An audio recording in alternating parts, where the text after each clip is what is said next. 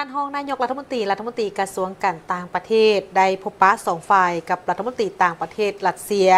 โดยจะสืบต่อในการสุกยู่การหัวมือในขงเขตที่ทั้งสองฝ่ายนั้นมีทาแหงเส้นวาดทางด้านเศรษฐกิจการค้าการลงทุนพลังงานการศึกษาวัฒนธรรมการท่องเที่ยวเบียกงานป้องกันชาติป้องกันความสงบ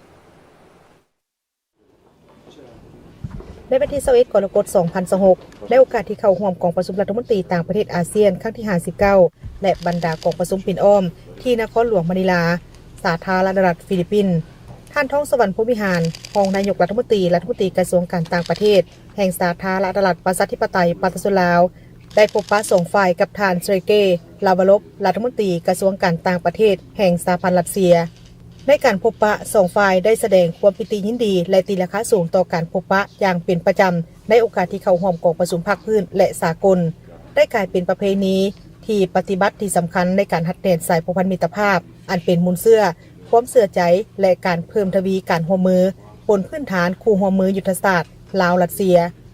พร้อมนี้ทั้งสองฝ่ายยังได้มีการทบทวนคืนและแสดงความพึงพอใจต่อกับมากผลของการร่วมมือของทั้งสองฝ่ายและหลายฝ่ายในระยะที่ผ่านมาที่ได้รับการเพิ่มทวีอย่างต่อเนื่อง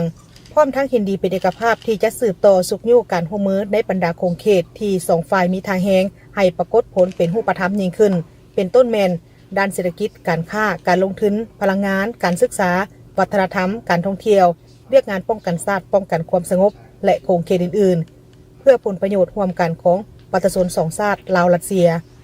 พร้อมนั้นสองฝ่ายยังได้แลกเปลี่ยนทัศนะเกี่ยวกับสภาพการที่พ้นเด่นในภาคพื้นและสากลที่สองฝ่ายให้ความสนใจร่วมกันพร้อมทั้งยืนยันคืนจะสืบต่อสนับสนุนและร่วมมือกันอย่างใกล้ชิดในเวทีภาคพื้นและสากลเพื่อประกอบส่วนเข้าในการส่งเสริมสันติภาพเสถียรภาพและการพัฒนาในทั่วโลกเคียงคู่กันนี้สองฝ่ายยังได้ตีราคาสูงต่อกับมากผลการร่วมมือในขอบอาเซียนรัสเซียในระยะที่ผ่านมา